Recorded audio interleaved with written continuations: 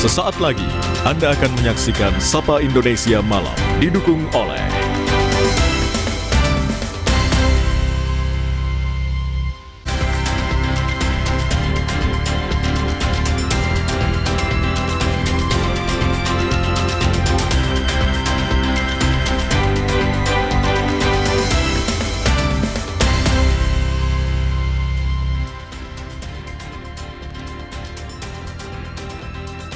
Selamat malam, saudara. Evakuasi warga terdampak banjir bandang di Sumatera terus berlangsung di tengah keterbatasan akses jalan yang putus. Salah satu aksi penyelamatan dramatis yakni adalah cerita dari seorang balita yang terpaksa dievakuasi menggunakan kabel seling. Di sisi lain, saudara, antrean panjang di SPBU juga terjadi di sejumlah daerah. Imbas pasokan BBM berhenti. Lalu bagaimana pemerintah memastikan bantuan dan pasokan logistik ini bisa tetap menjangkau korban banjir? Dan kami juga punya sorotan lain soal kerusakan hutan yang diduga menjadi salah satu pemicu utama dahsyatnya banjir dan longsor di Sumatera. Sejauh mana ulah tangan manusia ikut andil menyebabkan bencana ini, dan siapa pihak yang harus segera bertanggung jawab? Saudara, sejumlah hal lainnya juga akan kami sajikan dan informasikan kepada Anda dalam Sapa Indonesia Malam bersama saya Radi Saputro dan saya Audrey Chandra.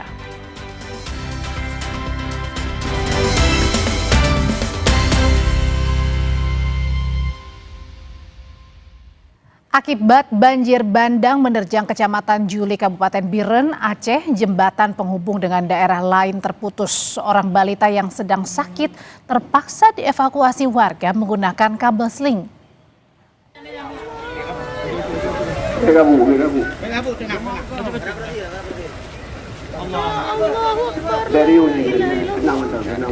Dramatis, warga menyelamatkan seorang balita yang sedang sakit menggunakan kabel seling di Kecamatan Juli, Kabupaten Biren, Aceh, Sabtu lalu.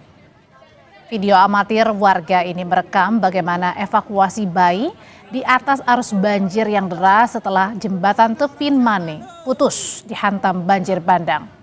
Sebelumnya jembatan Tepin Mane ini menjadi akses jalan nasional penghubung Biren menuju Bener Meriah serta Aceh Tengah. Jembatan Tepin Mane terputus setelah arus sungai meluap menghantam bagian pondasi. Ratusan rumah warga di Kecamatan Juli, Kabupaten Biren juga terendam banjir hingga lebih dari 1 meter.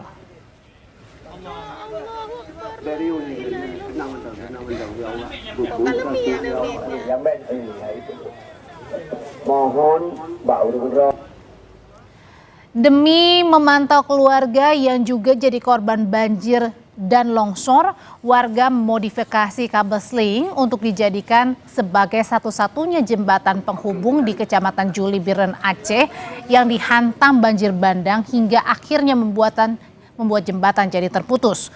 Warga terpaksa melawan rasa takut mereka saat menyeberang menggunakan kabel seling di lintas nasional penghubung Biren, Bener Meriah, dan Aceh Tengah. Jalur penyeberangan seadanya menjadi harapan satu-satunya bagi warga untuk bisa melintas dan mendapatkan kabar terkini dari keluarga mereka pasca bencana banjir dan longsor, di mana hingga saat ini masih terdapat wilayah yang mengalami pemadaman listrik dan terputusnya jaringan telepon seluler. Keberadaan kabel seling darurat juga dimanfaatkan untuk akses penyaluran bantuan.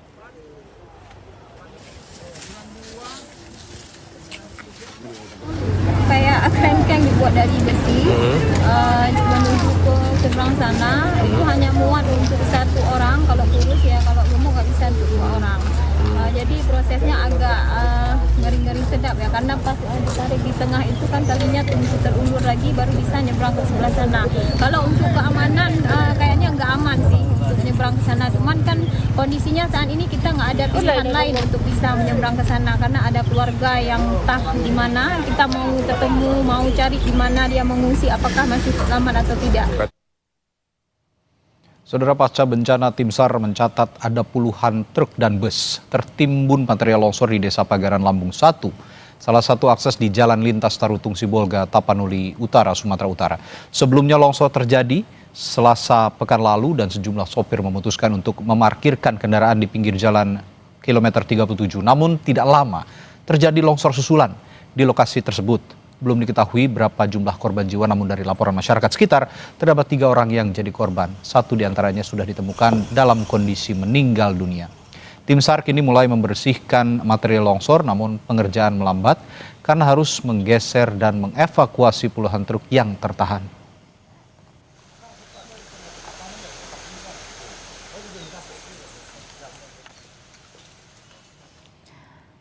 Kondisi yang sama halnya seperti di Kabupaten Tapanuli Utara, Sumatera Utara, ada seorang warga juga rela berjalan kaki selama 3 hari demi menembus daerah terisolasi, mencari kabar kedua orang tuanya di kota Sibolga. Pasca bencana longsor dan banjir di Sumatera Utara, akses jalan masih terputus. Jalur komunikasi juga sangat terbatas dan membuat sejumlah warga harus melewati medan curam berlumpur dari Tarutung ke Sibolga untuk bertemu keluarga. Salah satunya Septiana Huta Barat. Ia bersama puluhan warga lainnya melewati lumpur, mendaki bukit untuk segera berjumpa dengan keluarga. Septiana berangkat dari Tarutung berbekal makanan seadanya. Ia dan warga lainnya terkadang mendapat makan saat melintas desa dan mencari tumpangan untuk singgah bermalam.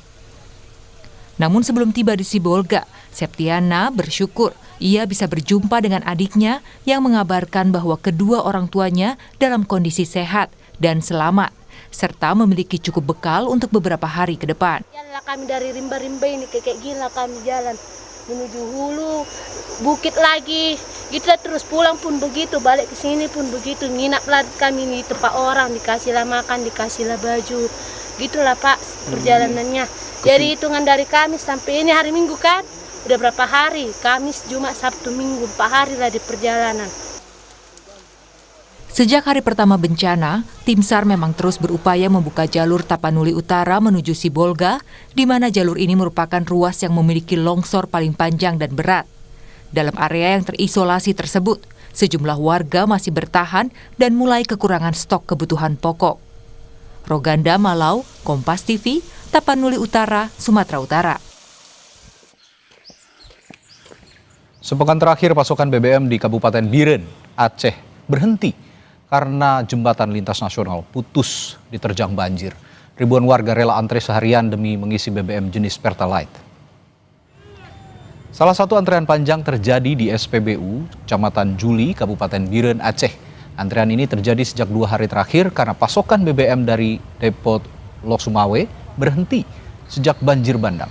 Warga berharap pemerintah segera memperbaiki jalur transportasi untuk mempercepat penyaluran pasokan dari depo terdekat, terutama untuk jenis BBM Pertalite.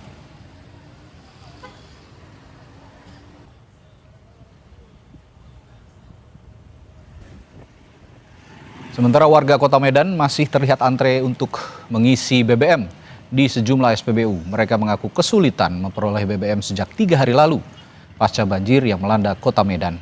Seperti yang terjadi di SPBU di Jalan AH Nasution, Kota Medan, yang dipenuhi kendaraan roda 2 yang antre sejak pagi tadi. Pihak Pertamina sebelumnya menyatakan akan terus mendistribusikan BBM ke SPBU untuk mencegah kelangkaan dan berkoordinasi dengan sejumlah pihak untuk memasok BBM ke daerah terdampak bencana di Sumatera. Kami menggunakan jalur-jalur alternatif dan memprioritaskan suplai ke titik-titik yang masih dapat dijangkau, khususnya wilayah yang terdampak paling berat. Hingga hari ini 136 SPBU di Aceh, 383 SPBU di Sumatera Utara, dan 136 SPBU di Sumatera Barat tetap aktif melayani masyarakat. Untuk mengetahui lebih lanjut soal antrean BBM akibat pasokan terhenti karena dampak banjir bandang, kita hubungi jurnalis Kompas TV Rizka dan juru kamera Ferry Irawan di Medan, Sumatera Utara.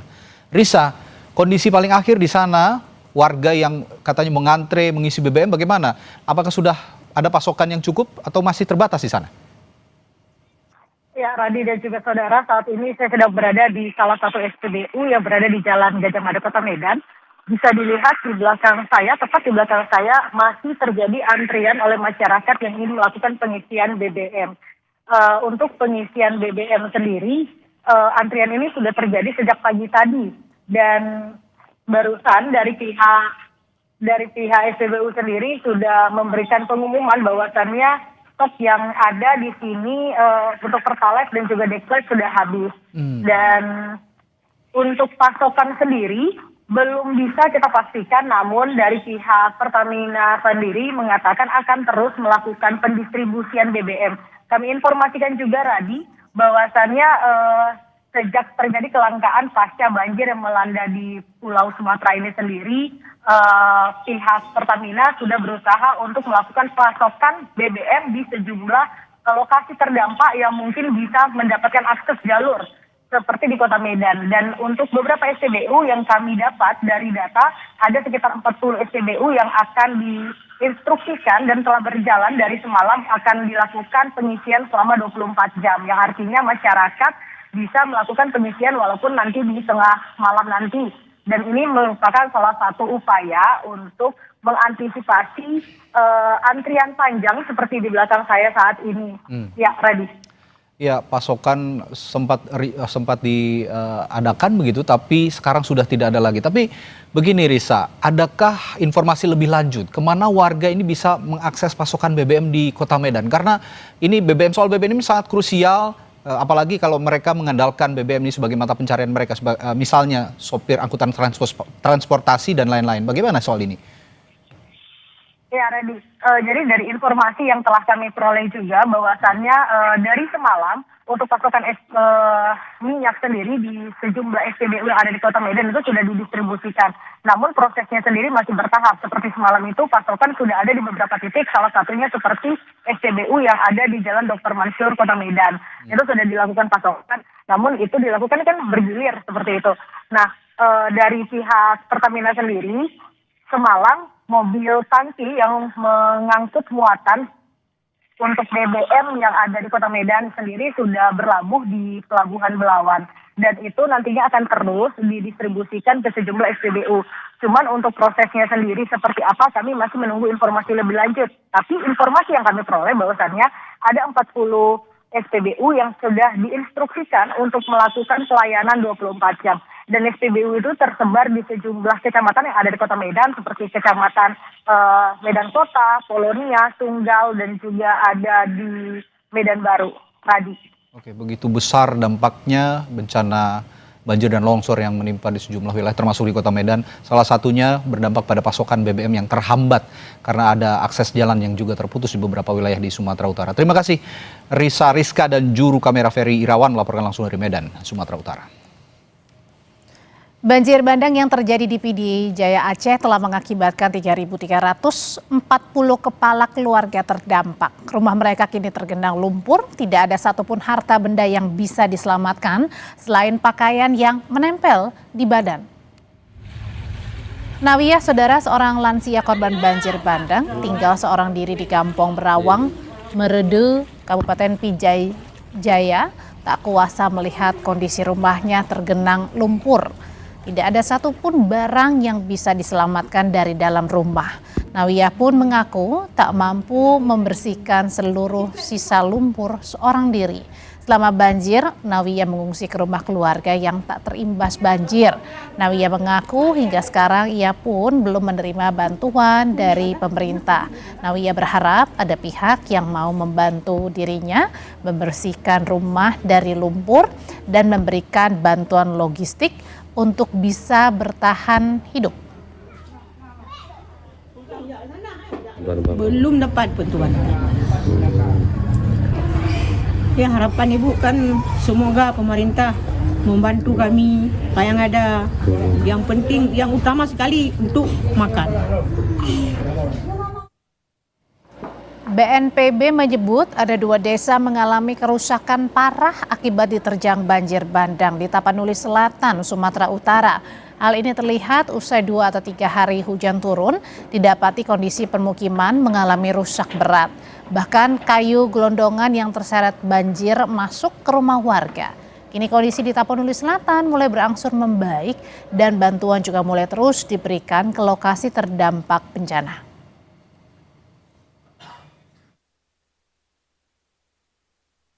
Rusak beratnya itu lebih banyak di Tapanuli Selatan. Ada 2 desa yang mungkin kalau pernah muncul ya di video itu ada kayu-kayu gelondongan besar segala macam itu ya ternyata itu di Tapanuli Selatan. Ya. Itu makanya kayu-kayu besar sampai masuk rumah dan segala macam itu. Itu parah ya. Tapi untuk kehidupan masyarakat di luar dua desa ini sudah relatif pulih ya karena itu tadi kebutuhan-kebutuhan dasar, kemudian akses transportasi, akses komunikasinya ini tidak terlalu terganggu. Kepala BNPB mengaku kaget melihat dampak banjir bandang di Sumatera Utara. Kami punya informasinya setelah jeda di Sapa Indonesia Malam.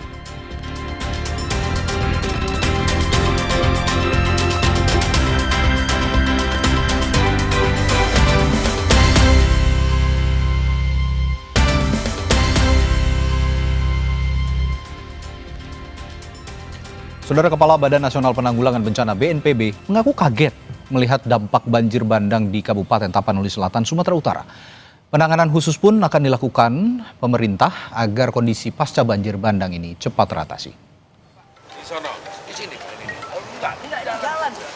Usai turun langsung ke lokasi banjir bandang yang terjadi di Kecamatan Batang Toru, Kabupaten Tapanuli Selatan, Sumatera Utara, Kepala BNPB Letnan Jenderal Suharyanto mengungkapkan kesedihannya. Ia mengaku kaget melihat parahnya kerusakan di wilayah tersebut akibat tersapu banjir bandang bercampur gelondongan kayu besar. BNPB juga membuka posko penanggulangan bencana di Bandar Udara Silangit, Kabupaten Tapanuli Utara. Juga kita meneteskan air mata kan melihat seperti itu penderitaan masyarakat. Memang sekarang yang masih harus penanganan khusus ya Tapanuli Tengah, Sibolga, Tapanuli Selatan akhirnya sekarang ini. Nah Tapsel ini saya surprise begitu ya, saya tidak mengira sebesar ini. Saya mohon maaf Pak Bupati baru kali ini, bukan berarti kami tidak peduli begitu. Ya mungkin karena Pak Agus, Pak Yana Mora ini nggak mau terlalu membebani pikiran, jadi masih semangat terus begitu beliau. Artinya logistik dan segala macamnya masih tercover. Presiden Prabowo meninjau lokasi bencana di Sumatera melalui Bandara Raja Sisingamangaraja 12 di Silangit, Tapanuli Utara dan langsung bertolak mengunjungi korban bencana ke Tapanuli Tengah. Kedatangan Presiden di Tapanuli Tengah disambut Kapolri Jenderal Listio Sigit Prabowo dan Panglima TNI Jenderal Agus Subianto. Gubernur Sumatera Utara Bobi Nasution dan Bupati Tapanuli Tengah Masinton Pasaribu juga hadir. Presiden saudara berkoordinasi memastikan penanganan bencana berjalan optimal. Presiden juga memastikan pengiriman bantuan pada seluruh korban terdampak.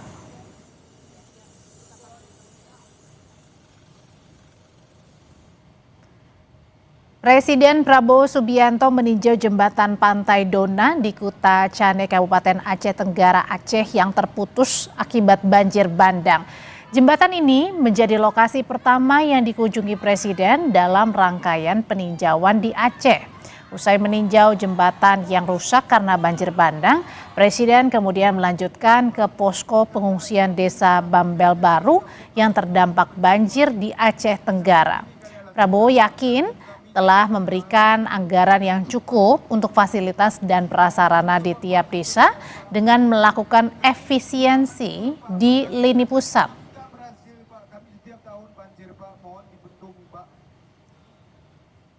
Sudah sebetulnya alokasi anggaran untuk fasilitas dan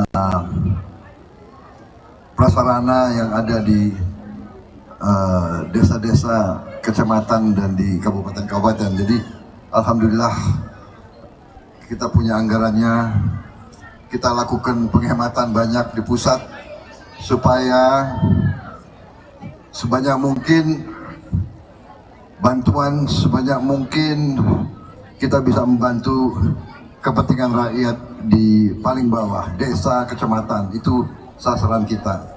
Alhamdulillah saya senang, saya lihat sudah ada dapur BGN sudah ada di Kota Cane ini. Alhamdulillah. Ya. Dan sebentar lagi juga kita akan buka koperasi. Sudah ada ya. Sudah mulai. Di sela-sela kunjungannya, Presiden Prabowo menyempatkan diri mendengar aspirasi dari para korban banjir dan longsor di Aceh Tenggara. Sambil duduk, Prabowo menyapa korban yang berada di tenda posko dan mendengar keluhan para korban.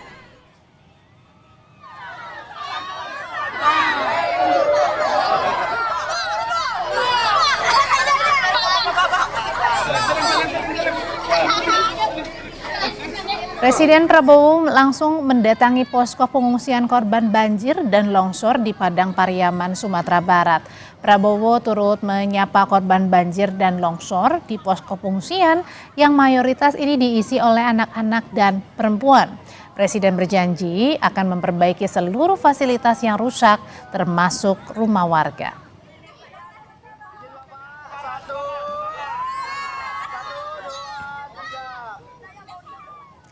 Saudara, distribusi bantuan ke tiap wilayah yang terdampak banjir bandang dan longsor di Aceh terus dilakukan.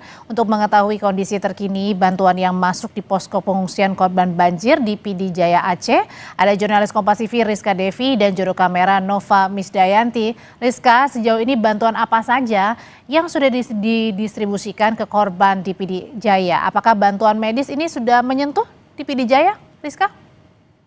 Ya, benar sekali Audrey, saat ini memang untuk proses distribusi bantuan ini memang sudah dilakukan sejak beberapa hari yang lalu, baik bantuan dari pemerintah kabupaten setempat maupun dari relawan-relawan, dan juga saat ini untuk tim medis ini bisa dilihat di layar kaca Anda, ini memang sudah tiba di kantor Bupati PD Jaya dengan sejumlah alat-alat medis kemudian, dan juga tim medis ini ada dari Kemenkes, kemudian ada juga dari Poltek dan juga sejumlah tim relawan lainnya. Sementara dari hasil wawancara kami bersama dengan Bupati ini sempat Hasan Basri, Bupati PD Jaya ini menyebutkan bahwa memang hingga saat ini masih ada 8 desa yang terisolasi begitu karena air yang masih berada di ketinggian 1 meter atau setinggi pinggang orang dewasa, sehingga untuk pendistribusian logistik ke daerah ini memang belum sampai begitu.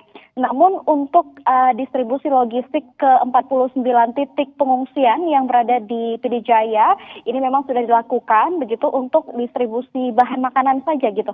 Dan juga saat ini memang dari informasi yang kami terima untuk di pengungsian ini masih kekurangan air bersih. Sementara juga tadi dari wawancara Wakil Bupati juga menyebutkan bahwa memang dari pihaknya meminta tenda pengungsian darurat karena memang masih banyak pengungsi yang bertahan di tempat pengungsian mandiri begitu atau di depan ruko. Sementara hingga saat ini sudah ada medis dari berbagai relawan yang sudah tiba dari kemarin dari Universitas Sekolah. Ini juga ada dokter spesialis dan dokter umum di rumah sakit daerah begitu, Audrey. Iya, lalu kemudian kan ada beberapa juga banyak warga yang kemudian masih belum mendapatkan bantuan. Bagaimana Rizka dari tim gabungan juga bisa menjangkau titik-titik yang saat ini masih belum mendapat bantuan? Singkat saja Rizka. Ya, saat ini memang dari pemerintah ini sudah mengupayakan bagaimana mungkin bisa menjangkau titik-titik yang masih terisolasi, dikatakan yang tidak akan ada pembangunan kebutuhan rawa atau melalui udara atau didistribusikan melalui jalan migrasi yang memang masih sedang diupayakan begitu.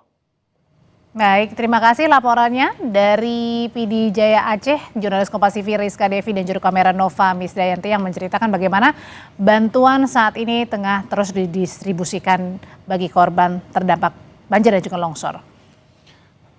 Saudara, Kementerian Dikdasmen atau Pendidikan Dasar Menengah mencatat sebanyak 1.009 satuan pendidikan di Aceh, Sumatera Utara, dan Sumatera Barat terdampak bencana banjir dan longsor. Dan saudara, menurut Dirjen PAUD Dikdasmen Gogot Suharwoto, jumlah satuan pendidikan yang paling banyak terdampak berada di Sumatera Utara. Gogot bilang jumlah ini masih mungkin bisa bertambah dari jumlah kerusakan akibat bencana di Sumatera. 62.000 siswa terdampak dan untuk sementara terhenti hak pendidikannya. Kemendikdasmen kedepannya berencana akan mendirikan tenda sebagai sekolah darurat untuk ruang belajar sementara.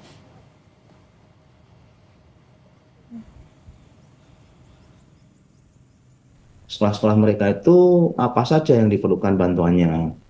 Nah, contoh tenda darurat, berapa sih yang diperlukan tenda daruratnya?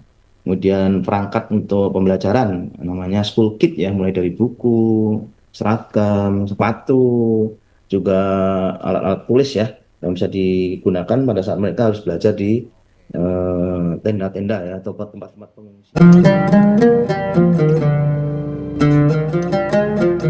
Allahu Akbar, Allahu Akbar, Allahu Akbar,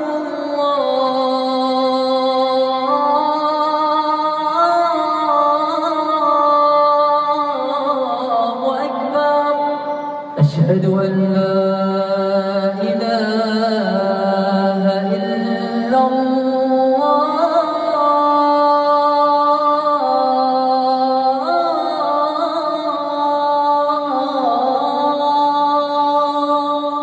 Asyhadu an la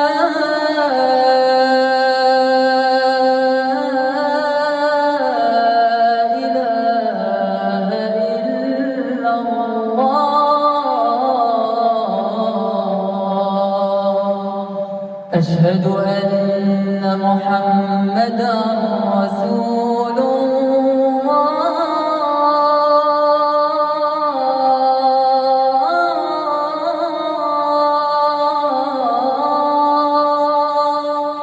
أشهد أن محمدا رسول الله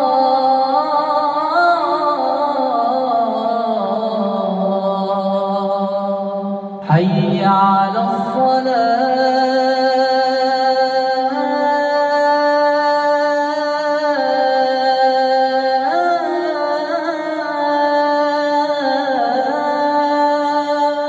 حي على الصلاة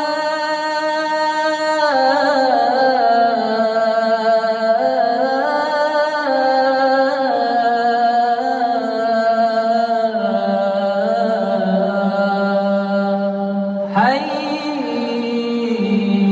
على الفلاح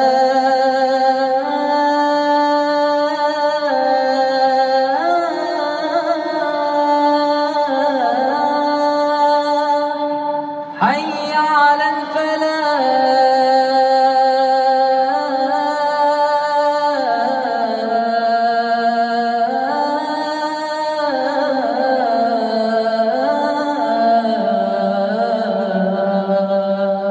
الله أكبر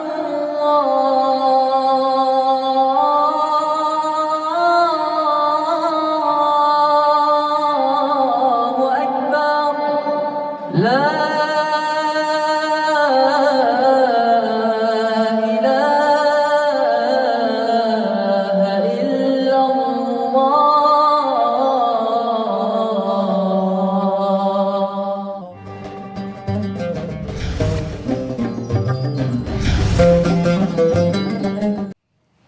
Selamat menunaikan ibadah sholat maghrib untuk Anda yang menjalankannya di wilayah Jakarta dan sekitarnya. Kami lanjutkan Sapa Indonesia Malam. Saudara, untuk membantu mempercepat penanganan dampak banjir bandang dan tanah longsor di Sumatera, TNI Angkatan Darat mengirimkan sejumlah bantuan, terutama untuk membuka daerah-daerah yang terisolasi.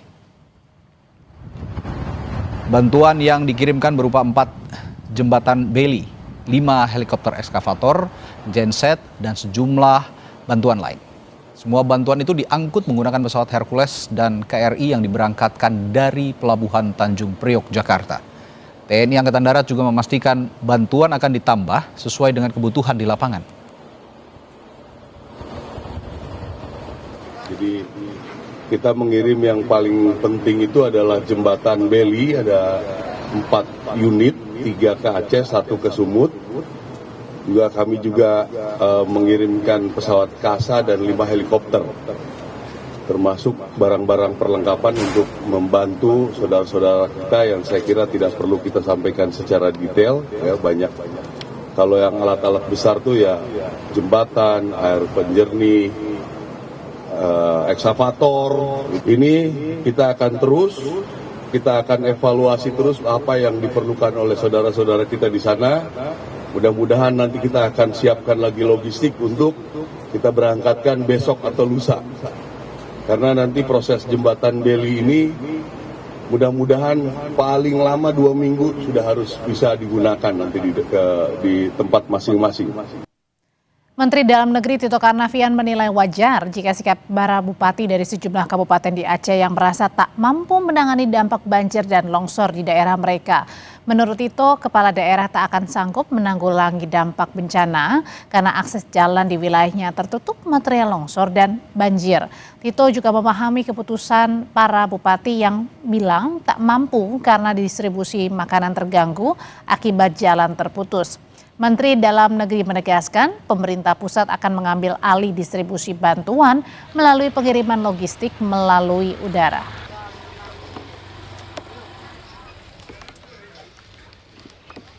Pemerintah pusat mau dia mengatakan mampu, mau dia katakan nyerah, nggak mampu, pasti tetap akan bekerja, membantu. Dan itu sudah sejak hari pertama. Sejak hari pertama kita menilai sendiri juga. Mana-mana yang mampu, mana yang tidak. Yang kita anggap mampu pun kita bantu. Apalagi yang mengatakan sudah nggak mampu. Dan memang kita melihat wajar dia mengatakan nggak mampu.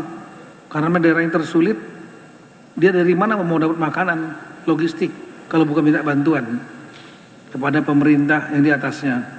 Terus bagaimana dia mau memobilisasi alat berat? Nggak mungkin. Di luar kemampuan dia. Dan itu dikerjakan oleh pemerintah pusat. Sebelumnya salah satu wilayah di Provinsi Aceh yang terisolasi akibat banjir dahsyat adalah Kabupaten Gayo Luwes. Bupati khawatir stok logistik minim. Menurut Bupati, 95% wilayahnya terdampak banjir. 3 orang dilaporkan meninggal dan ada lebih dari 5.000 warga mengungsi. Imbas dari banjir dahsyat ini, Bupati mengaku pemerintah daerah tidak mampu menanganinya dengan baik bencana yang menimpa wilayahnya. Pasca terjadinya banjir bandang di Kabupaten Gayo Luwes beberapa hari yang lalu, hingga hari ini masih terasa dampaknya yang sangat serius dan sudah dipastikan bahwa kami pemerintah daerah Kabupaten Gayo Luwes tidak mampu untuk melakukan penanganan terhadap bencana banjir yang telah terjadi. Wilayah yang terdampak itu hampir 95% seluruh wilayah Kabupaten Gayo Luwes. Kemudian jumlah korban yang meninggal, data yang baru kami terima itu 3 korban yang meninggal dunia. Akses menuju Kabupaten Gayo Luwes itu semuanya terputus, baik dari Aceh Tenggara, Aceh Tengah, Abdia dan Aceh Timur, semuanya terputus. Jadi kondisi hari ini Gayo Luwes terkurung dan kami khawatir pemerintah Kabupaten Gayo Luwes untuk keberadaan sembako yang tersedia di Kabupaten Gayo Luwes. Saudara, 1 pekan pasca banjir dan longsor melanda wilayah Sumatera bagian utara, sejumlah wilayah masih terisolasi. Upaya membuka daerah-daerah yang terisolasi itu, kami hadirkan informasinya setelah jeda di Sapa Indonesia Malam.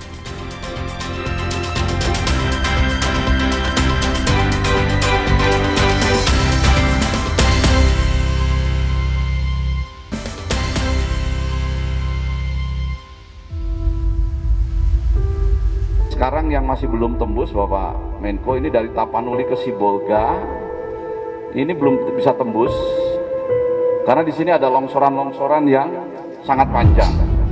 Dari mulai Sumut ke Aceh masih putus, Banda Aceh Luk Sumawe masih putus, Gayo Luwes juga masih putus sampai Aceh Tenggara, kemudian Aceh Tengah juga masih putus, Bener Meriah masih terisolir, kemudian Suku Salak juga masih terisolir untuk Aceh. Kondisi alam memang sangat menantang, sangat menimbulkan kesulitan. Banyak jalur masih terputus, tapi kita segera melakukan segala upaya untuk mengatasi kesulitan yang dialami. Ya. Nggak bisa merampok tuh alat berat barat dari BUMN yang karya yang sedang bekerja maupun penyedia jasa yang sedang bekerja di area Sumba, Sumut, Aceh. Saya perintahkan untuk ke titik-titik bencana. Saya ultimatum kalau nggak menurut besok pekerjaan saya batalkan dan saya nggak akan masukkan blacklist langsung.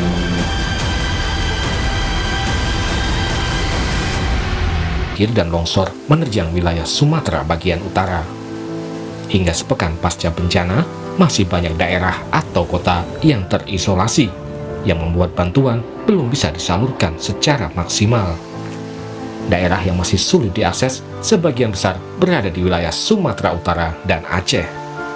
Sekarang masih perlu mendapat perhatian secara serius adalah 2 daerah, Bapak. Yang pertama Tapanuli Tengah, yang kedua Sibolga. Kenapa ini mendapat perhatian penuh? Karena terisolir. Jadi Tapanuli Tengah ini hanya bisa dicapai lewat udara. Sekarang yang masih belum tembus, Bapak Menko, ini dari Tapanuli ke Sibolga, ini belum bisa tembus karena di sini ada longsoran-longsoran yang sangat panjang. Kalau Bapak Menteri melihat rute ini, sebetulnya rutenya ini pendek, tapi di sini kalau di lapangan praktis sampai 50 km. Yang masih belum bisa dilalui ini dari mulai Sumut ke Aceh masih putus, Banda Aceh Luk Sumawe masih putus, kemudian Gayo Luwes juga masih putus sampai Aceh Tenggara, kemudian Aceh Tengah juga masih putus, Bener Meriah masih terisolir, kemudian Subuh Salam juga masih terisolir untuk Aceh. Tapi secara umum untuk Sumatera Barat relatif sudah bisa lebih terkendali, dan dari 7 itu semuanya bisa disuplai lewat darat. Akibat akses jalan terputus, banyak korban banjir dan longsor harus berjalan kaki melewati jalur berlumpur demi mendapatkan bantuan makanan atau bertemu anggota keluarga mereka yang terpisah. Kan kalau kayak gini kan hari pertama kami jalan udah lumayan ini, kemarin parah kali, gak tahu kayak mana mau menangis, dibilang gak bisa kita menangis. Oh iya. Jalan lah kami dari rimba-rimba ini kayak gila kami jalan menuju hulu, bukit lagi, kita terus pulang pun begitu, balik ke sini pun begitu, nginap lah kami di tempat orang, dikasihlah makan, dikasihlah baju, gitulah Pak. Sementara pemberian bantuan ke wilayah terisolasi di Tapanuli Tengah terus dilakukan. Pengiriman bantuan menggunakan heli difokuskan ke 7 titik desa dan kelurahan. Bantuan dikirim dengan cara diturunkan langsung menggunakan heli oleh TNI Angkatan Darat.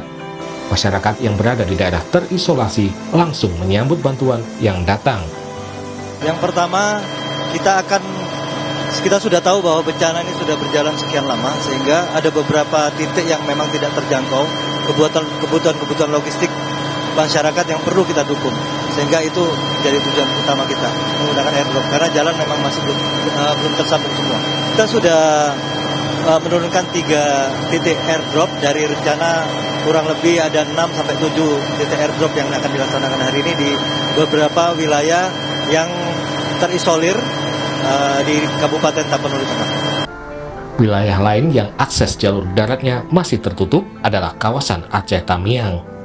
Bantuan logistik untuk korban banjir di wilayah ini juga dikirimkan dengan menggunakan helikopter. Presiden Prabowo Subianto memberikan perhatian khusus terhadap daerah-daerah yang masih belum bisa diakses. Presiden meminta agar semua upaya dilakukan untuk membuka wilayah yang terisolasi. Memang kondisi alam memang sangat menantang, ya, sangat menimbulkan kesulitan. Banyak jalur masih terputus, tapi kita segera melakukan segala upaya untuk mengatasi kesulitan-kesulitan yang dialami. Ya. Sementara Menteri Pekerjaan Umum Dodi Hanggodo bilang telah memindahkan sebagian alat berat yang tengah mengerjakan proyek-proyek di Sumatera ke titik-titik longsor. Tanpa membuka jalan susah bantuan masuk, air juga susah masuk, semuanya akan terhambat sekali. 3 hari lalu saya merampok tuh alat berat dari BUMN yang karya yang sedang bekerja maupun penyedia jasa yang sedang bekerja di area Sumbar, Sumut, Aceh. Saya perintahkan untuk ke titik-titik bencana. Saya ultimatum, kalau nggak menurut besok pekerjaan saya batalkan dan saya nggak akan masukkan blacklist langsung. Upaya membuka akses ke wilayah terisolasi juga dilakukan oleh anggota TNI. Salah satunya membuka akses jalan dari Tapanuli Utara menuju Sibolga. Pengerjaan dilakukan prajurit TNI mulai siang hingga malam. 4 hari kita sudah bisa tembus sekitar 30 km. Mudah-mudahan kami belum bisa menentukan targetnya karena memang kondisi medannya cukup sulit. Tapi kita berharap 1 minggu ke depan sudah bisa terbuka sampai dengan titik yang tadi putus. Sehingga bantuan-bantuan yang dari Medan, kemudian dari Jakarta yang di-dropping di Silangit dan Lanut Suwondo Medan bisa kita kirim ke sini. Perlu upaya keras dari berbagai pihak terkait untuk mempercepat proses pembukaan wilayah yang terisolasi, agar bantuan untuk warga korban bencana bisa segera disalurkan. Tim Liputan, Kompas TV. Saudara, kayu-kayu gelondongan yang terseret banjir bandang menimbulkan tanda tanya apakah tangan manusia ikut memicu bencana itu melanda Sumatera. Kita bahas usai jeda bersama rekan saya Radi Saputra.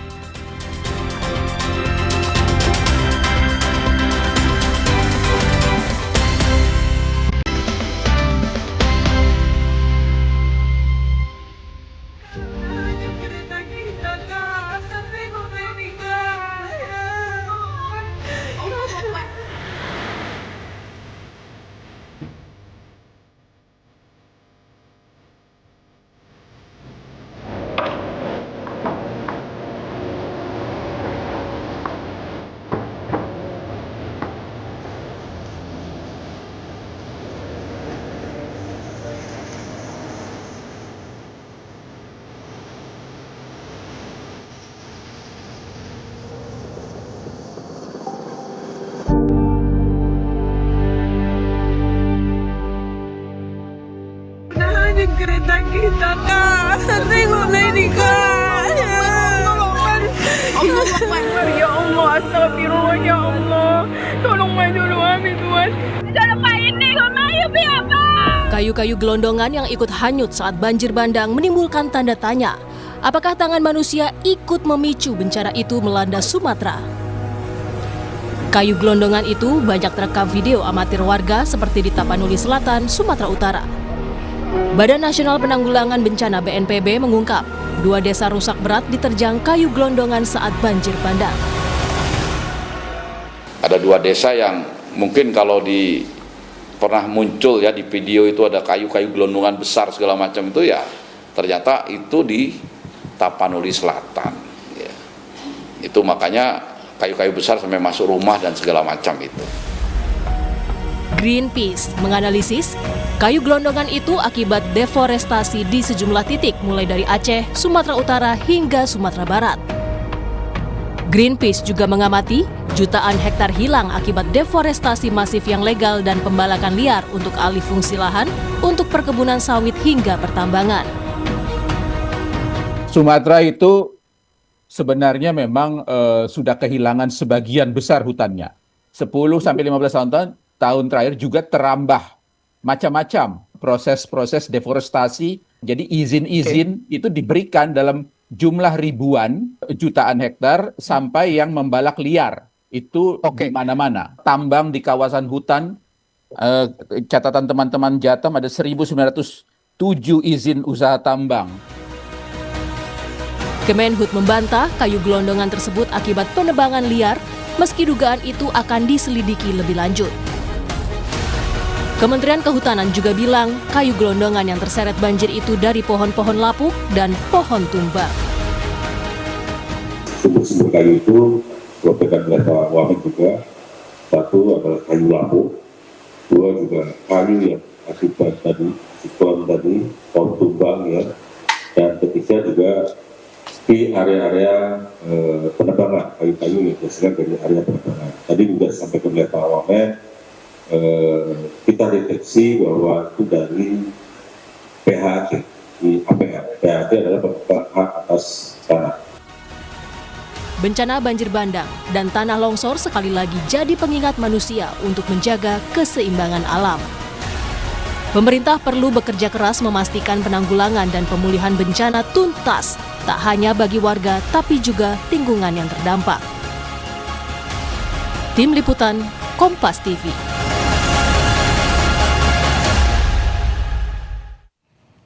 Lalu bagaimana kerusakan hutan ikut jadi pemicu banjir bandang di Sumatera dan bagaimana kita harus belajar dari bencana ini, terutama soal kelestarian lingkungan. Kita bahas bersama anggota DPR RI dari Komisi 3 DPR RI, Dapil Aceh 2, Nasir Jamil, lalu ada Ketua Auriga Nusantara, Timur Manurung, dan juga korban banjir bandang di Aceh Tengah, Badrul Irfan, yang harus berjalan 3 hari di tengah hutan demi mengevakuasi diri dari banjir. Selamat malam, Bang Timer. Selamat malam. Bang Badrul, Bang NJ, selamat malam. Ya, selamat malam, Mas Radi. Baik, saya ke Bang Badrul dulu deh ya, karena Bang Badrul ini begitu luar biasa menghadapi rintangan yang luar biasa, cobaan yang luar biasa. Bang Badrul, bisa Anda ceritakan, Anda berjalan selama 3 hari katanya demi menyelamatkan diri. Bagaimana ceritanya dan gambarkan kepada kami perjuangan Anda demi mencari tempat yang lebih aman di sana? Ya, tepatnya 2 hari 3 malam ya. 2 hari 3 malam, baik. Sebelumnya saya nyapa Bang Nasir Jamil, Bang Timur, apa kabar Bang Timur? Lama sudah tidak ketemu. Jadi saya di Aceh Tengah, di Takengon ya. Ya, Takengon ya. Ya, tanggal 24 November sampai di sini kebetulan ada kegiatan festival budaya di Linge. Oke. Kemudian rencana tanggal 26 ya. 25 pembukaannya. 26 saya keluar dari Desa Linge. Di Desa Linge, di perjalanan mulai mengalami berbagai kejadian tanah longsor, kayu tumbang, tiang listrik berjatuhan. Kita bingung waktu itu harus menuju ke arah Kabupaten Gayo Luas atau tetap menuju ke Aceh Tengah, Takengon. Sempat beberapa kali bolak-balik ke Gayo Luas, ke Aceh Tengah. Setiap kita maju terhadang dengan kayu tumbang atau tiang listrik, bahkan badan jalan yang turun ke bawah. Jadi hingga sampai sore kami putuskan untuk bermalam di suatu tempat. Itu tanggal 25. Oke. Mungkin orang sekitar mengenalnya dengan letter S. Lokasi yang kami bermalamnya. Itu 26 malam itu sangat mencekam, luar biasa. Jadi di sekitar kami bermalam. Tidak ada penerangan, tidak ada listrik ya, Bung Badrul ya? Tidak ada. Oke. Tidak ada. Internet komunikasi juga terputus di sana? Putus sama sekali. Jadi ada 3 mobil yang dengan mobil kami ya, bertemu di jalan, kita putuskan bermalam di situ. Ada 2 rumah warga. Jadi malam itu memang sangat mencekam. Tiang listrik kiri kanan kami tumbang, rebah, hampir mengenai mobil. Kemudian suara longsoran sangat dekat di kiri kanan kami. Kayu bertumbangan ya. Oke. Dan ya Mas, seperti berpikir kapan pagi ini malam segera berakhir untuk bisa segera pindah. Karena tidak bisa orientasi. Sangat terbayangkan oleh saya bagaimana panjangnya malam itu ya, Bang Badrul ya. Benar, Baik. Bang. Jadi alhamdulillah pagi menjelang dan kita panggil semua orang untuk berkumpul. Kita bilang kita harus segera pindah dari sini. Ada ibu-ibu dan anak-anak juga di 2 rumah tersebut.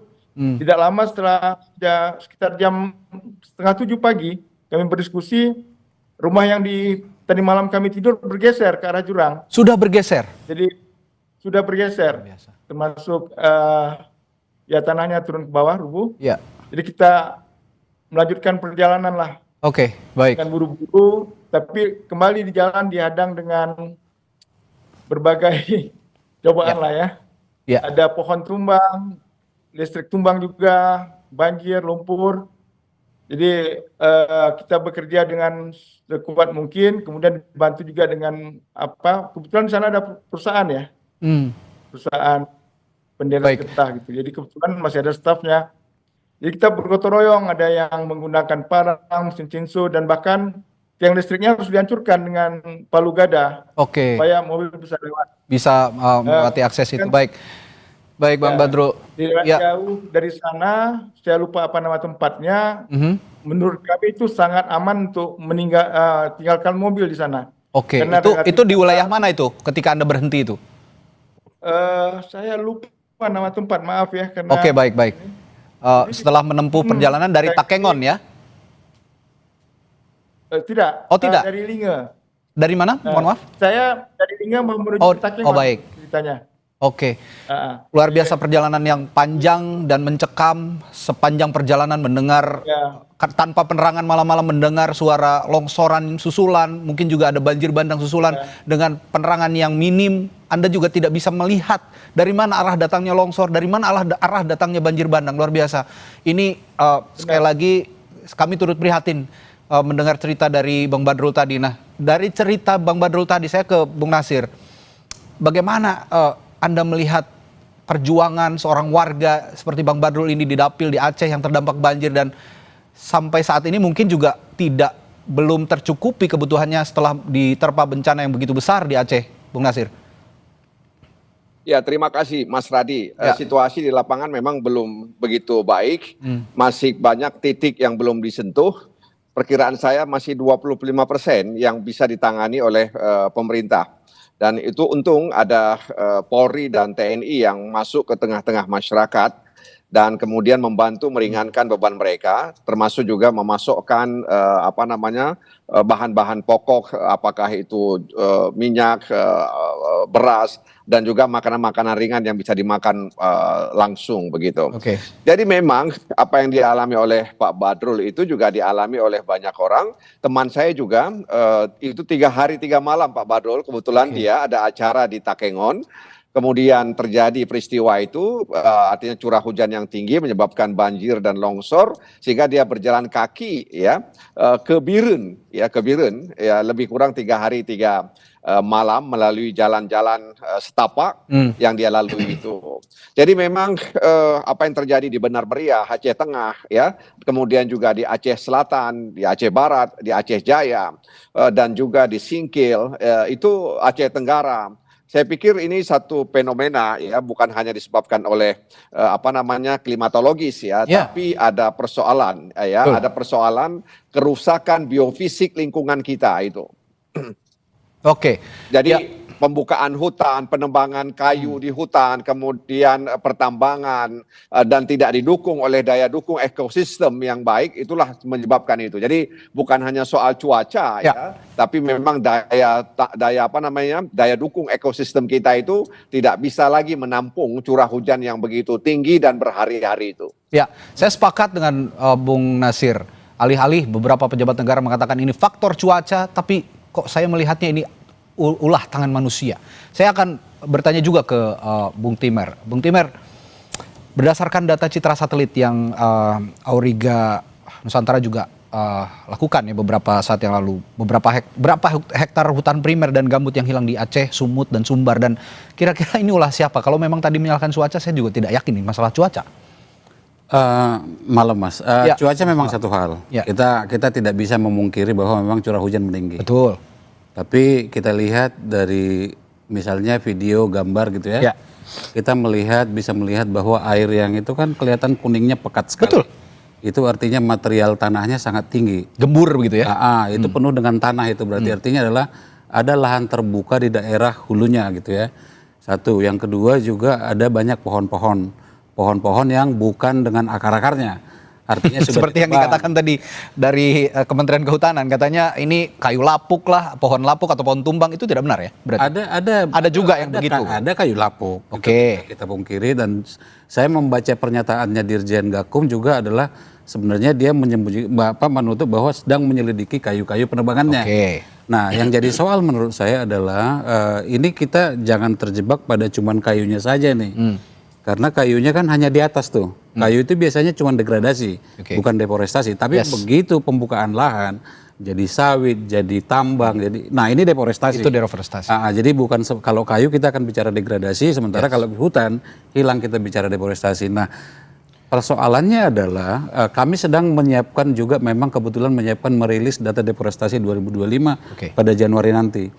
Pada 10 bulan sekarang, 10 Januari sampai Oktober, deforestasi di Aceh itu hampir 4 kali lipat dari sepanjang deforestasi 2024. Jadi sekitar 7 ribuan hektar tahun lalu, sekarang hampir 30 ribu.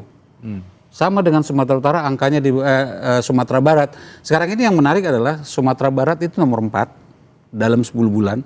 Hutannya nggak seberapa. Aceh nomor 5. Sumut nomor 7. Tadinya Sumut nomor 10. Aceh dan Sumatera Barat tadinya di bawah jauh. Sekarang mereka ini 3 provinsi ini melonjak nih. Artinya memang sedang terjadi perusakan hutan luar biasa di sana. Dan kalau misalnya kita lihat ke Sumatera Utara terutama di Tapanuli Tengah dan Tapanuli Selatan, banyak tuh illegal logging sebagai awalan tuh. Jadi illegal loggingnya dulu, kayunya dulu diambilin, habis itu kayunya nggak ada, baru kemudian hutannya dihabisin. Nah ini yang di pernyataannya Dirjen Gakum di pemegang hak atas tanah. Jadi seolah-olah tanah dia punya lahan milik, tapi sebenarnya kayunya dari hutan nih. Nah pencucian ini yang memang harus kita satu hal.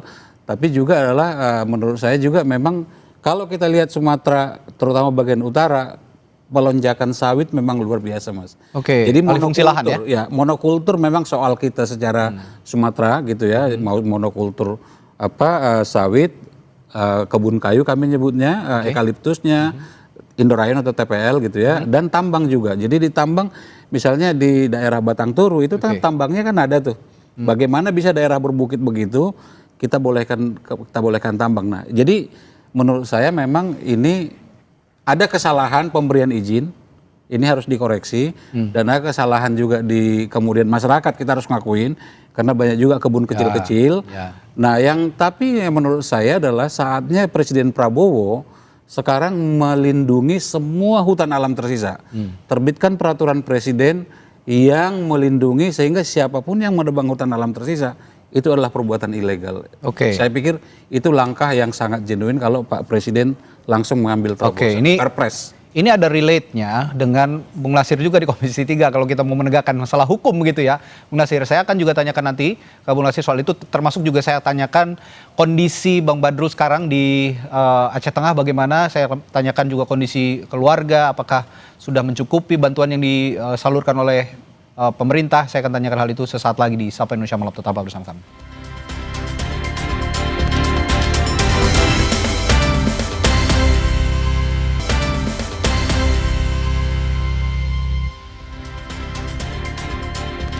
Kami masih perbincangkan begitu masifnya dampak deforestasi yang terjadi di Pulau Sumatera. Tidak hanya bicara soal Aceh, Sumut, dan Sumber yang saat ini sedang dilanda bencana longsor dan banjir, tapi seluruh wilayah di Sumatera, bahkan seluruh Indonesia, hutan-hutan yang perlahan mengalami deforestasi. Nah, tadi saya bertanya ke Bung Nasir soal penegakan hukum, tapi sebelum saya ke sana, saya tanya dulu ke Bung Badrul sebagai warga yang berada di Aceh Tengah saat ini. Bagaimana kabar keluarga Anda saat ini dan handai tolan di sana semua dalam keadaan baik-baik saja, Bung Badrul? Iya, keluarga saya kebetulan di Banda Aceh ya. Baik. Sekitar 400 km dari Aceh Tengah. Jadi saya sebenarnya berkunjung ke Aceh Tengah dan terjebak di sini. Ya, komunikasi sulit dengan istri di Banda Aceh. Karena memang selain listrik dan juga agak sedikit susah didapat, bukan sedikit, memang susah didapat. Sangat susah ya, malah ya sekarang ya. Sangat susah. Jadi setiap malam itu kalau di Aceh Tengah titik-titik hotspot itu seperti pasar malam ya. Jadi kalau ada yang mengatakan situasinya tidak mencekam, salah sama sekali ya kalau begitu ya. Sangat mencekam seperti yang digambarkan di berbagai kanal media termasuk di media sosial. Nah, selama Anda melakukan perjalanan kurang lebih 2 hari 3 malam ya, Bung Badrul ya. Anda melihat, kalau malam mungkin tidak akan terlihat, tapi pada saat siang hari Anda melihat ada kerusakan lahan di sana, kerusakan hutan, atau mungkin bukit yang gundul selama Anda melakukan perjalanan selama 2 hari 3 malam itu? Iya, selama perjalanan ya kita seperti dihadang banyak obstacle ya, jadi ada longsoran tanah yang kadang-kadang kita harus lalui dengan ketinggian sampai sepinggang, sedada, harus dilalui karena waktu itu memang baru longsor dan dengan dinding jurang yang masih basah berair, jadi harus melangkah dengan cepat gitu. Terlihat sih memang ada kayu gelondongan atau kayu-kayu yang mungkin sudah lama yang terlihat atau kayu baru juga ada terlihat di sana, tapi pokoknya ya luar biasa ya kondisinya Dan kebetulan waktu itu saya berjalan dengan 2 orang ibu hamil dan 1 orang anak bayi dari Serule mau menuju tempat yang lebih aman. Mereka ingin menuju ke daerah Kecamatan Bintang, desa. Jadi jalan kaki dan harus melalui medan yang wah Masya Allah itu.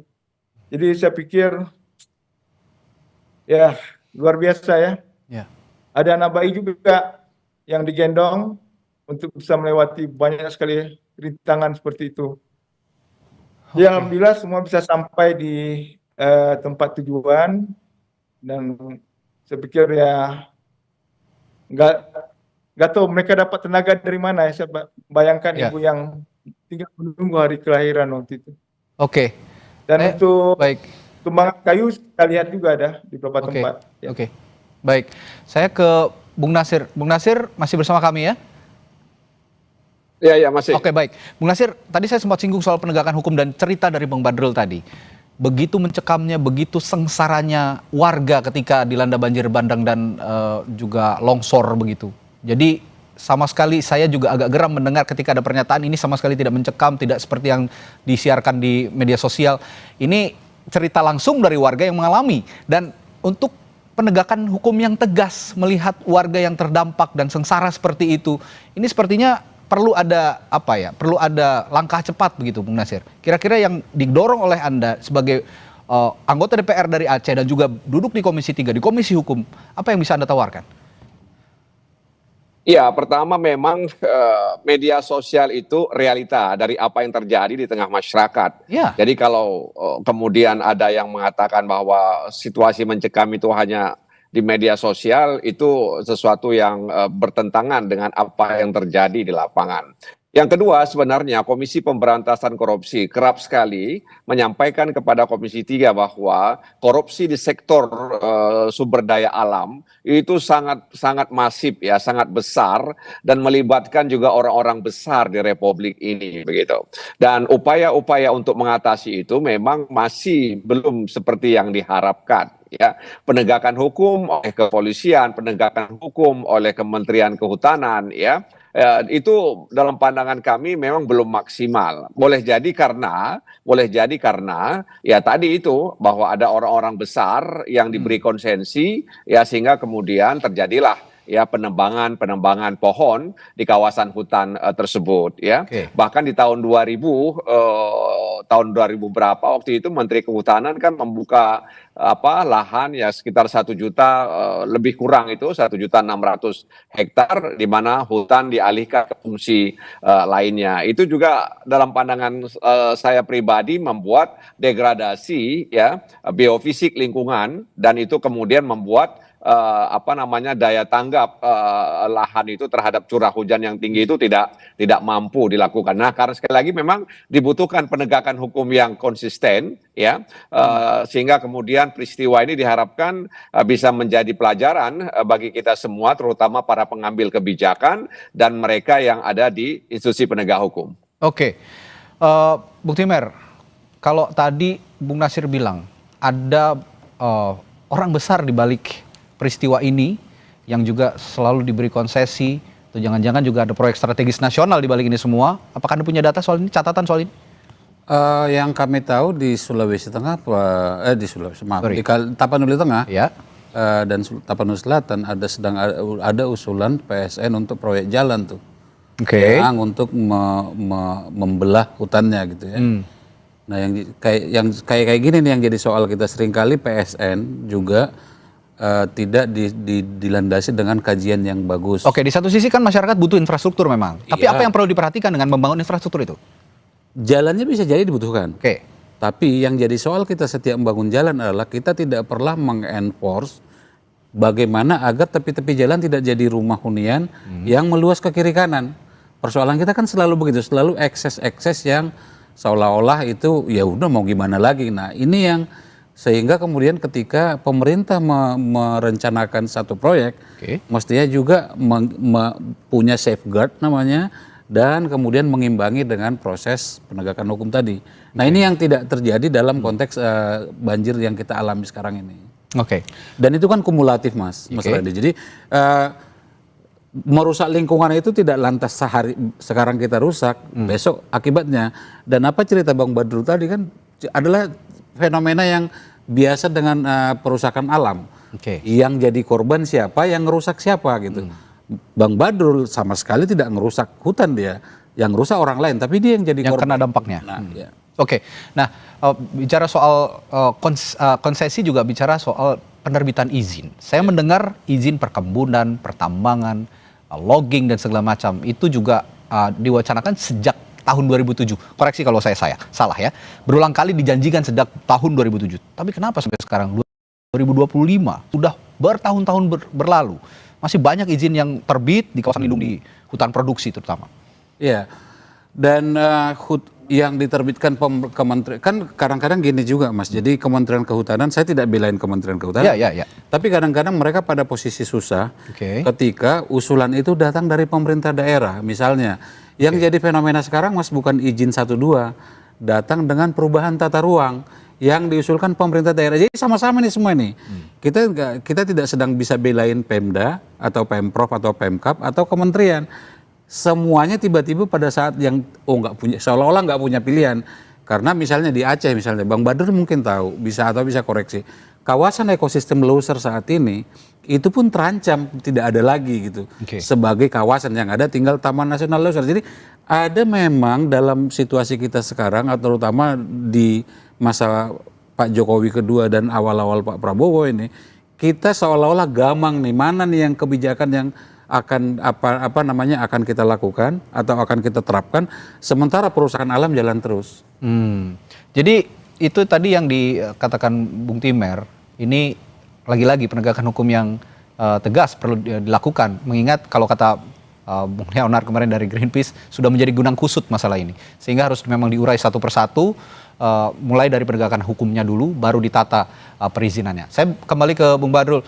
Bang Badrul, kalau Anda tadi mengatakan sekarang sulit ada akses komunikasi, lalu juga bantuan masih terbatas karena akses masih terputus dari beberapa daerah untuk menyampaikan bantuan. Bagaimana dengan bahan bakar? Kabarnya di beberapa wilayah juga bahan bakar kesulitan karena tidak bisa masuk, sementara masyarakat juga beraktivitas menggunakan kendaraan bermotor. Bagaimana Bung Badrul di sana kondisinya? Ya benar, itu kondisi yang sama di sini. Sulit sekali mendapatkan bahan bakar kalau hari-hari kita disuguhi dengan pandangan antrian BBM yang sangat panjang, sampai kilometer itu panjangnya. Jadi ya mungkin bisa mohonlah kepada semua pihak ya. Ini sudah sangat urgent. Infonya juga hari ini bahan bakar gas juga sudah semakin langka atau bahkan mungkin sudah hilang. Baik. Begitu, ya Bang. Oke, saya ingin tanya Bang Badrul, mohon maaf usianya saat ini berapa? Saya? Ya. Saya harus bilang 54 tahun sekarang. Oh baik, mohon maaf ya, saya harus tanyakan. Selama 54 tahun Anda sebagai warga Aceh, apakah ini bencana yang paling parah atau sebelumnya pernah terjadi bencana seperti ini? Dan bagaimana komparasinya jika memang ada bencana sebelumnya? Ya saya pikir ini yang paling parah ya, saya rasakan ya. Dulu ada juga banjir di Aceh Tamiang, kalau tidak salah 2006. Ya, tapi ya kerusakannya juga tidak besar, tapi saya pikir tidak seluas sekarang. Itu dampaknya juga penanganannya waktu itu lebih cepat. Mungkin masih ada BRR ya waktu itu. Aceh masih pada proses rehab rekon. Jadi banyak sumber daya yang bisa dikerahkan. Jadi kalau sekarang saya pikir ini sudah hari ke-8 atau ke-7 belum ada akses jalan yang bisa ditembus untuk bisa menuju ke Banda Aceh. Baik, melihat kondisi seperti itu 2006 ya tadi kalau Anda gambarkan sekitar 2006 di Aceh Tamiang pernah terjadi bencana seperti ini, banjir dan longsor, tapi ini yang terparah menurut Bung Badrul. Bang Nasir, apa merasakan hal yang sama sebagai anggota DPR RI dari Aceh? Ya, jadi saya hari Sabtu itu perjalanan menuju Biren, ya saya singgah di PD Jaya, kemudian saya juga singgah di Biren, kemudian di Biren ada jembatan yang putus, lalu saya naik perahu karet yang disiapkan oleh kepolisian. Perahu karet itu juga digunakan oleh warga lainnya untuk menyeberang. Nah, setelah itu baru naik mobil lagi ke Los Mame, ke Aceh Utara. Tapi saya tidak bisa menembus Langsa, Aceh Tamiang, saya tidak bisa menembus Aceh Tengah dan Benar Meriah. Jadi memang antrian panjang di SPBU itu sangat luar biasa, dan itu terjadi di pagi hari, siang hari, sore hari, sampai malam hari. Dan herannya kadang ada di depan SPBU itu, nggak jauh dari SPBU, orang menjual eceran minyak yang harganya, ya, eceran bahan bakar itu yang harganya 50.000 per liter ya. Jadi ini situasi yang sangat miris sekali. Jadi lampu mati. Saya di Banda Aceh ini mati lampu ya. Saya di dalam mobil. Jadi harus menghidupkan HP ini dari cas yang ada di mobil. Jadi gelap. Terbatas ya. Saya di luar ya. Jadi memang situasi sinyal juga kadang muncul, kadang hilang. Jadi sama sekali memang tidak begitu tanggap ya dalam mengantisipasi bencana seperti ini. Baik, ya ini kalau saya boleh simpulkan sementara dari gambaran Bang Nasir dan juga Bung Badrul gitu di Aceh sana yang saat ini berada di Aceh, begitu terbatasnya gerak-gerik aktivitas warga karena bencana banjir yang begitu besar dibandingkan dengan bencana sebelumnya. Ini sepertinya memang yang paling menyusahkan warga. Nah, Bung Timer, kalau memang tadi penegakan hukum harus dikedepankan, apa kira-kira yang perlu didorong lebih awal? Prioritas apa? Hukum di ranah yang mana? Apakah pembatasan izinnya dulu, ataukah penegakan hukum mereka yang melakukan pembalakan liar, atau di mana? Saya akan tanyakan itu sesaat lagi di Sapa Indonesia Malam. Tetaplah bersama kami.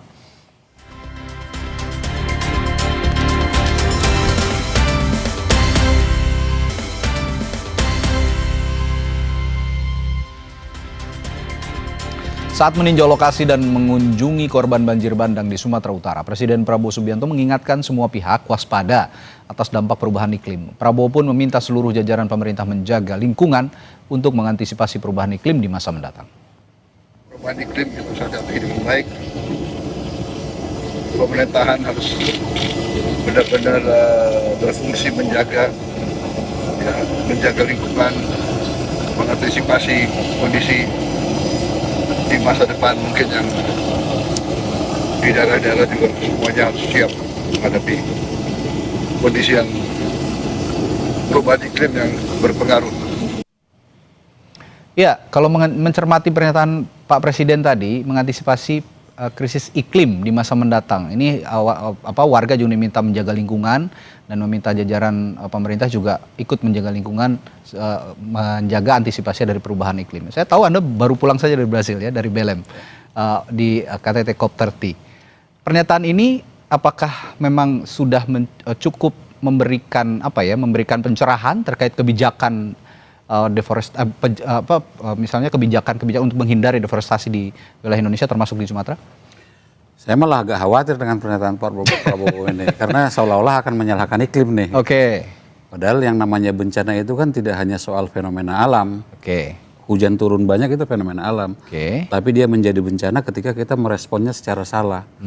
Merusak hutan itulah respon yang salah, apalagi di daerah-daerah das gitu, daerah-daerah yang kelerengannya tinggi gitu ya. Nah, menurut saya harusnya Pak Prabowo menambah bahwa pemerintah akan mengkaji dan mengevaluasi secara menyeluruh, misalnya begitu. Jadi tidak semata takutnya saya menyalahkan Tuhan nih karena iklim kan.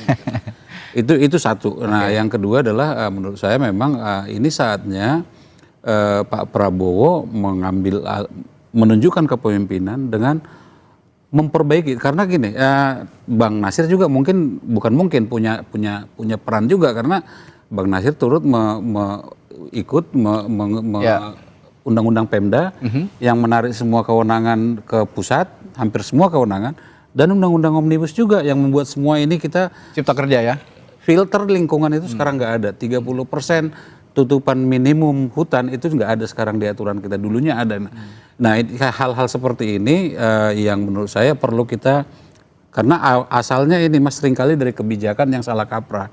Kalau kita mau minta penegakan hukum itu di ujung.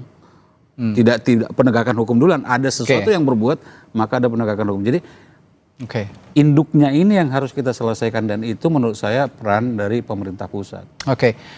Bang Badrul, Anda juga mungkin tadi sama-sama bisa mendengar ya pernyataan Presiden Prabowo Subianto yang menyatakan waspada dengan perubahan iklim atau krisis iklim yang terjadi ke depan. Anda sebagai warga Aceh yang saat ini terdampak mendengar pernyataan dari Presiden seperti itu, apa yang bisa Anda respons dari pernyataan Presiden? Mengingat juga Presiden hari ini datang ke Aceh langsung melihat kondisi pasca bencana di sana, Bang Badrul. Ya, kalau waspada ya pasti tetap waspada ya masyarakat. Tidak ada yang mau mengalami celaka pasti. Jadi kalau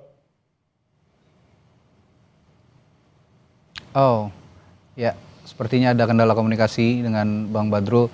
Ya, saya yakin dari pernyataan singkat Bang Badrul tadi, Bung Timer, waspada ya tentu saja, pasti masyarakat akan waspada.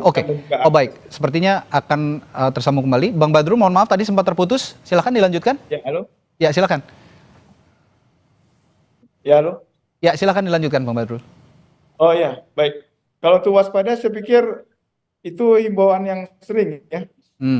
Sering, masyarakat juga pasti sudah otomatis sudah begitu tahu hujan lebat dan ada anomali iklim pasti waspada. Tapi ya memang tapi harus diikuti juga ya untuk mitigasi dampak. Aceh kan sudah berkali-kali mengalami musibah ekologis ini. Tapi kita selalu gagap bagaimana merespon pasca setelah bencananya terjadi. Contoh hingga hari ini kan, masyarakat di Aceh Tengah itu kesulitan bahan pokok, BBM, lampu mati ini, lampu hidup karena ada ini ya, genset ya? Ada interview di Pas TV. Saya ini di ruangan Pak Kadis Kominfo Aceh Tengah ini. Baik. Kalau hari-hari nggak punya sinyal. Baik. Ya, berarti kewaspadaan sih setiap hari senantiasa diterapkan begitu ya, Bang Badrul. Tapi ya kebijakan yang pertama kali dibutuhkan untuk sama-sama bisa memberikan alarm kepada semua pihak gitu, termasuk juga pemerintah dan juga aksi korporasi begitu ya. Di sana ya banyak sekali aksi korporasi. Nah, berarti sekarang kalau bicara soal itu, alih-alih kita menegakkan hukum, kita harus bicara kebijakan dulu ya. Pertama kali. Saya melihatnya begitu. Apa yang bisa dikedepankan? Kebijakan seperti apa yang bisa dikedepankan untuk fast response dari kejadian di Aceh ini? Seperti yang saya bilang tadi, respon pertama Pak Presiden terbitkan Perpres. Nggak perlu macam-macam. Perpres melindungi semua hutan alam tersisa, sehingga tidak ada lagi deforestasi. Kalau memang niatnya. Dan itu kegagalan kita juga di Belen kemarin, karena Indonesia tidak turut mendukung Forest Roadmap. Jadi Forest Roadmap itu adalah semacam roadmap untuk menghentikan deforestasi, dan kita nggak turut mendukung itu gitu. Yang ada adalah negara-negara lain yang mendorongnya gitu. Nah, dan kita tidak mendorongnya. Itu Forest Roadmap perlindungan hutan alam tersisa. Yang kedua adalah kewenangan. Jadi kalau di Sumatera itu kita Auriga pernah bikin semacam simulasi. Begitu ada pabrik, itu deforestasi akan luar biasa meningkat. Semakin dekat ke pabrik sawit atau pabrik pulp and paper, semakin dekat ke pabrik semakin tinggi deforestasi. Nah, bagaimana agar izin penerbitan pabrik ke depan jangan juga diobral gitu. Jadi seolah-olah atas nama pembangunan yang terjadi lah sekarang kita mengalami seperti ini gitu. Jadi lagi-lagi menurut saya ketegasan di sana, lalu kemudian baru penegakan hukum. Karena persoalannya adalah sekarang ini penegak hukum juga kesulitan, Mas. Karena yang salah pada zaman dulu, sekarang seolah-olah udah nggak salah lagi. Sama dengan korupsi kan, yang dulu masuk korupsi, dengan adanya banyak dipreteli dengan undang-undang sekarang, termasuk Omnibus, itu menjadi tidak salah lagi sekarang gitu. Baik, terakhir saya ke Bang Badrul, dari kondisi saat ini, apa ekspektasi Anda terhadap pemerintah, selain memang kalau sekarang yang urgent sekali bantuan yang cepat disampaikan ke warga terdampak di sana, tapi di samping itu, di lain itu, apa ekspektasi Anda terhadap pemerintah dari bencana alam yang begitu masif menimpa wilayah Aceh sekarang? Ya, untuk respon kondisi sekarang itu perlu ya, terutama seperti yang sampaikan tadi, bagaimana bisa melayani masyarakat yang saat ini butuh bahan pokok, butuh penerangan, dan terutama akses untuk kembali ke kampungnya ya. Gitu.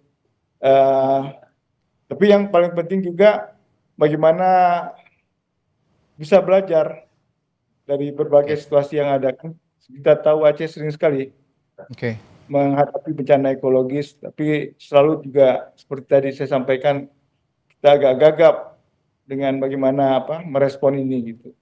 Pak Presiden sudah bilang mungkin sudah ada hal yang lebih maju, sudah ada sekarang imbauan untuk waspada, sudah bisa mendeteksi secara dini kemungkinan munculnya bencana ya.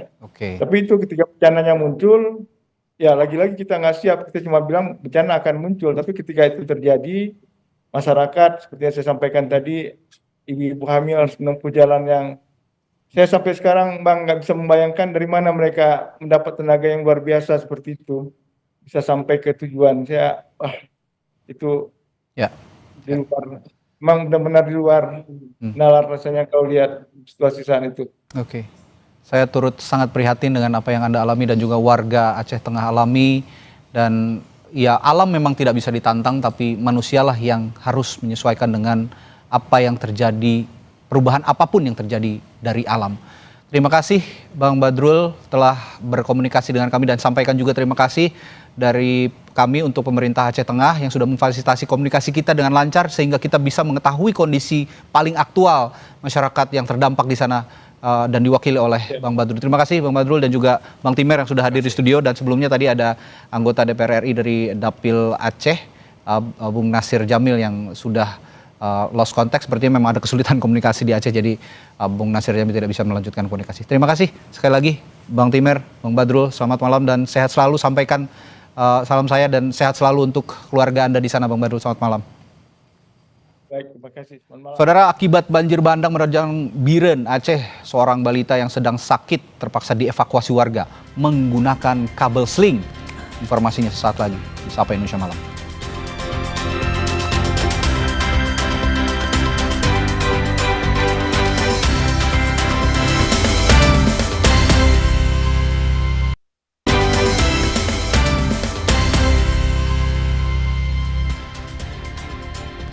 Akibat banjir bandang menerjang Kecamatan Juli, Kabupaten Biren, Aceh, jembatan penghubung dengan daerah lain terputus. Seorang balita yang sedang sakit terpaksa dievakuasi warga menggunakan kabel sling.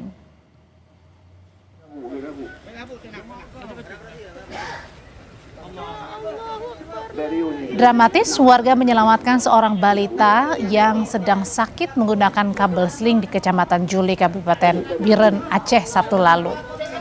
Video amatir warga ini merekam bagaimana evakuasi bayi tersebut di atas arus banjir yang deras setelah jembatan Tepin Maneh putus dihantam banjir bandang.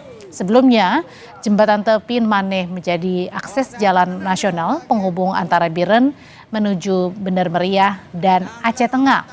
Jembatan Tepin Maneh terputus total setelah arus sungai meluap menghantam bagian pondasi. Ratusan rumah warga di Kecamatan Juli, Kabupaten Biren juga terendam banjir hingga lebih dari 1 meter.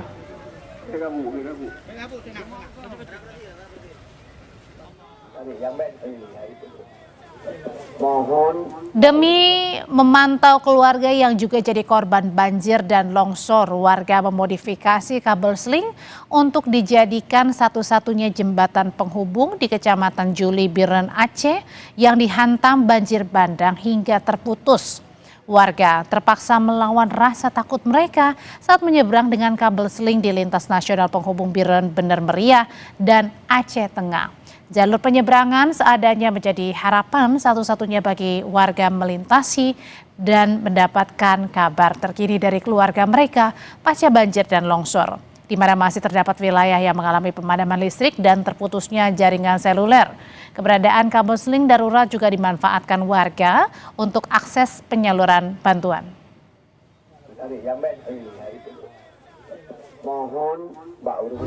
Kayak kerangkeng dibuat dari besi menuju ke seberang sana, itu hanya muat untuk 1 orang, kalau kurus ya, kalau gemuk nggak bisa untuk 2 orang.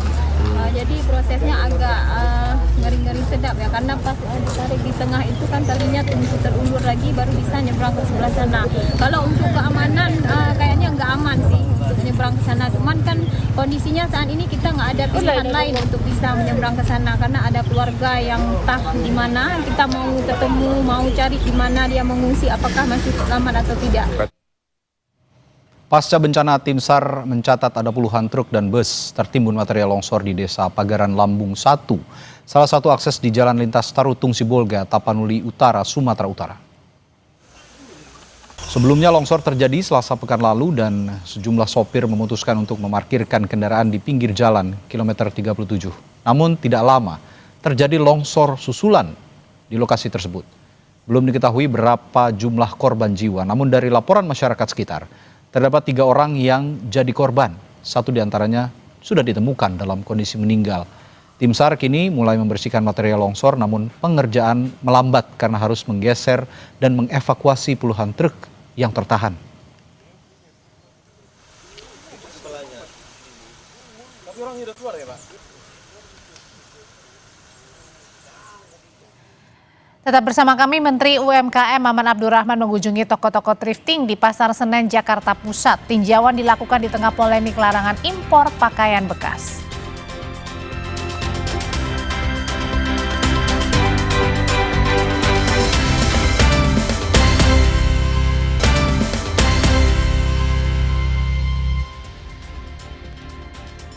Saudara, Menteri UMKM Maman Abdurrahman mengunjungi toko-toko thrifting di Pasar Senen, Jakarta Pusat untuk melihat langsung kondisi pedagang thrifting di tengah polemik larangan menjual pakaian bekas impor. Menteri UMKM menegaskan pemerintah akan mencari formulasi terbaik yang dapat mengakomodasi kepentingan pedagang tanpa mengabaikan aturan tentang pelanggaran impor barang bekas. Karena itu ia menyebut sedang mencari jalan tengah antara penegakan aturan dan keberlanjutan usaha pedagang.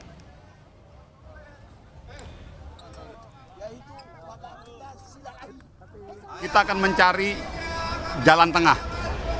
Artinya jalan tengah, solusi terbaik apa untuk menyelesaikan situasi ini. Karena di satu sisi kami juga, kita harus melihat juga kepentingan lainnya, yaitu bagaimana produk-produk domestik juga bisa survive. Kan itu aja. Saya kepentingan kami dan ini juga pemerintah kepentingannya di situ. Pedagang harus berjalan aktivitas ekonominya. Nah, nanti kita akan cari formulasi terbaik, formulasi yang bisa mengakomodasi semua kepentingan pedagang maupun aturan main. Wakil Ketua Badan Aspirasi Masyarakat atau BAM DPR RI, Adiana Pitupulu, mengatakan pemerintah pernah mengenakan pajak pada perdagangan pakaian impor bekas alias thrifting. Adian juga menegaskan bahwa usaha thrifting tidak jadi ancaman bagi pelaku usaha lain karena memiliki segmentasi dan rantai usaha berbeda dengan produk baru. Mereka yang berdagang di online itu kena pajak juga 11%. Nah, tahun 2015 PMK 132 ada pajak untuk barang baju bekas impor besarannya 35%, tapi PMK itu sudah dihapus. Artinya ada sejarah itu pernah dilegalkan, pernah diperbolehkan, dan negara pernah mengambil uang dari situ, kira-kira begitulah. Namun sebenarnya pada akhir November lalu, Menteri Keuangan Purbaya Yudi Sadewa pernah menanggapi bahwa bukan masalah pajak yang ia soroti dari bisnis thrifting, namun barang thrifting dianggap barang ilegal, sehingga tidak boleh masuk ke Indonesia.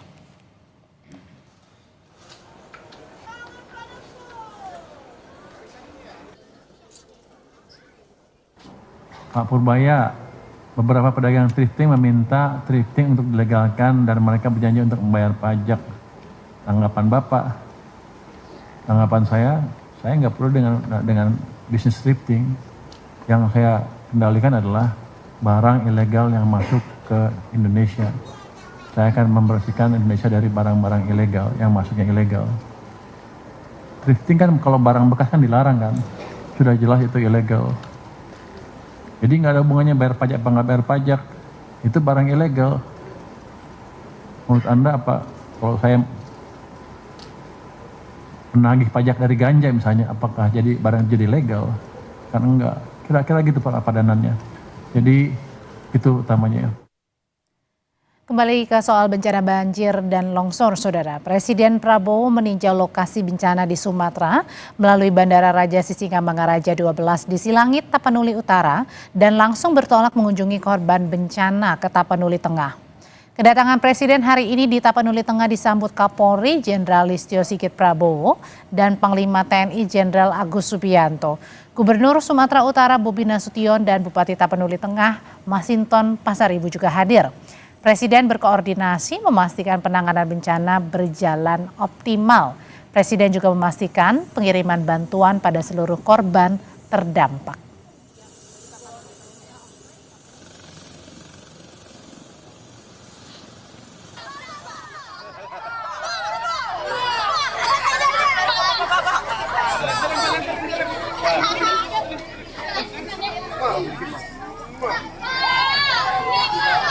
Presiden Prabowo juga mendatangi posko pengungsian korban banjir dan longsor di Padang Pariaman, Sumatera Barat. Prabowo menyapa korban banjir dan longsor di posko pengungsian yang mayoritas diisi oleh anak-anak dan perempuan. Prabowo berjanji akan memperbaiki seluruh fasilitas yang rusak termasuk rumah warga.